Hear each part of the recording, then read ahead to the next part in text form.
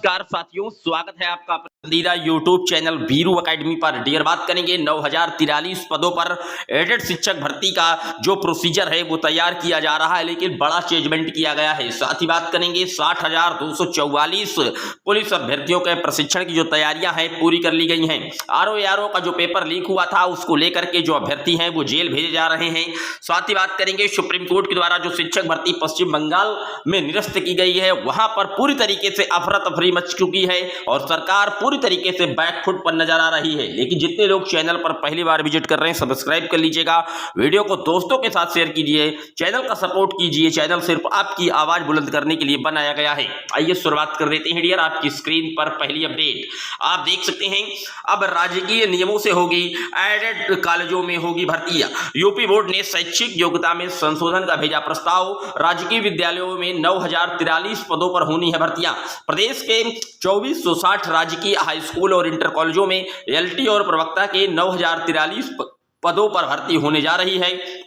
माध्यमिक शिक्षा विभाग की ओर से उत्तर प्रदेश लोक सेवा आयोग को रिक्त पदों की सूचना भेजी जा चुकी है। तो आप देख सकते हैं कहीं ना कहीं 4512 जो प्रदेश में सहायता प्राप्त हाई स्कूल और इंटर कॉलेज हैं, जहां पर स्नातक, टीजीटी और पीजीटी के पदों पर जो भर्तियां हैं वो अब राजकीय विद्यालयों की चयन नियमावली के आधार पर की जाएगी। यानी कि बड़ा बदलाव किया गया है।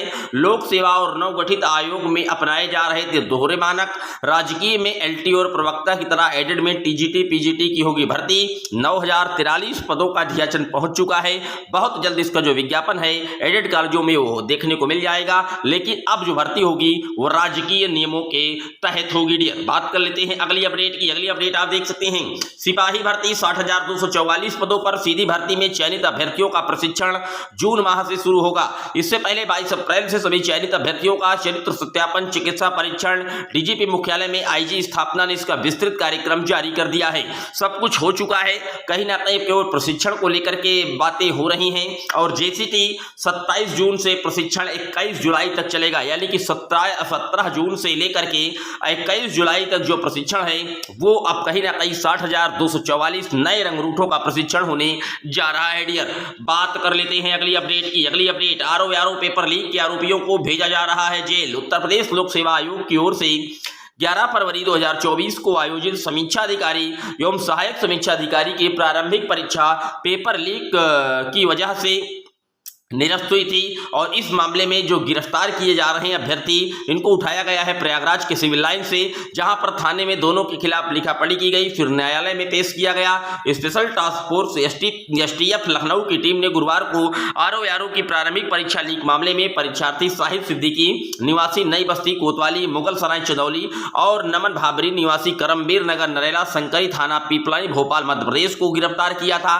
दोनों को सिविल लाइन थाने में दाखिला कराते हुए लिखापढ़ी की गई है। तो आप देख सकते हैं कहीं ना कहीं यूपीपीएससी की ओर से जो 11 फरवरी 2024 को परीक्षा कराई गई थी, आरओ का पेपर निरस्त करना पड़ा था लीक की वजह से। और आज तक इसकी डेट भी अभी नई घोषित नहीं की जा रही। लेकिन जो आरोपी हैं पेपर लीक में जिनकी संलिप्तता थी उन पर कड़ी कार्रवाई की जा रही है। डियर, बात कर लेते हैं अगली अपडेट की। अगली अपडेट आप देख सकते हैं पश्चिम बंगाल में किस तरीके से जो प्रदर्शन है वो लगातार बढ़ता जा रहा है और ममता बनर्जी पर निश्चित तौर पर कहीं ना कहीं जो दबाव है वो बढ़ता जा रहा है। आप देख सकते हैं भर्ती घोटाला कैसे चली गई। 26,000 शिक्षकों की नौकरी, 25,573 जो शिक्षक व शिक्षणेतर कर्मचारी थे उनको माननीय सुप्रीम कोर्ट के द्वारा पूरी तरीके से भर्ती को रद्द कर दिया गया।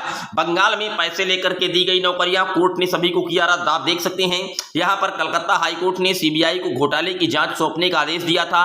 राज्य सरकार ने इस आदेश को चुनौती दे डाली थी। 2021 में नवंबर में ममता सरकार के पूर्व मंत्री और सीबीआई अधिकारी उपेंद्र नाथ विश्वास ने फेसबुक पोस्ट में घोटाले का खुलासा किया था।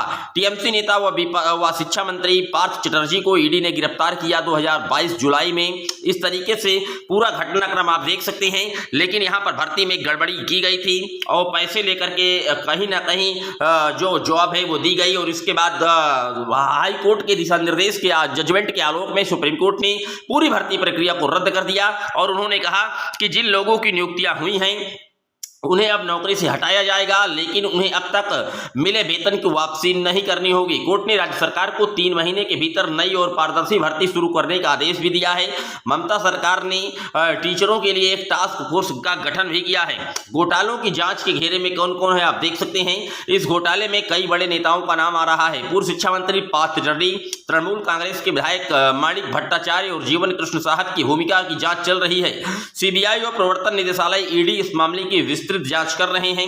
कोर्ट ने साफ कहा है कि जो भी गलत तरीके से नियुक्त हुआ है उसे हटाया जाए, चाहे वो कितने भी समय से काम कर रहा हो। यानी कि उनकी तो नौकरी गई ही गई। इस पर आप देख सकते हैं कि किस तरीके से ममता बनर्जी की सरकार पूरी तरीके से बैकफुट पर है और विपक्ष जो है इनसे कहीं ना कहीं इस्तीफे की मांग कर रहा है। यहां पर आप देख सकते हैं ममता बनर्जी का रुख क्या है। मुख्यमंत्री ममता बनर्जी ने सुप्रीम कोर्ट के फैसले को मानवीय दृष्टिकोण से अस्वीकार बताया है। उन्होंने कहा है कि वो न्यायपालिका का सम्मान करती हैं, लेकिन यह फैसला उन हजारों लोगों के लिए अन्यायपूर्ण है जिन्होंने पूरी निष्ठा से काम किया है। टास्क फोर्स से नौकरी बचाने में लगी ममता बनर्जी ने इस मुद्दे पर राज्य सचिवालय में आपात बैठक बुलाई है और एक टास्क फोर्स बनाने की घोषणा की है। यह टास्क फोर्स यह तय करेगी कि किन किन लोगों को वास्तव में गलत तरीके से किया गया है। अब आगे का क्या रास्ता हो सकता है। सुप्रीम कोर्ट ने साफ कर दिया है कि भर्ती प्रक्रिया पारदर्शी तरीके से 3 महीने में पूरी की जाए।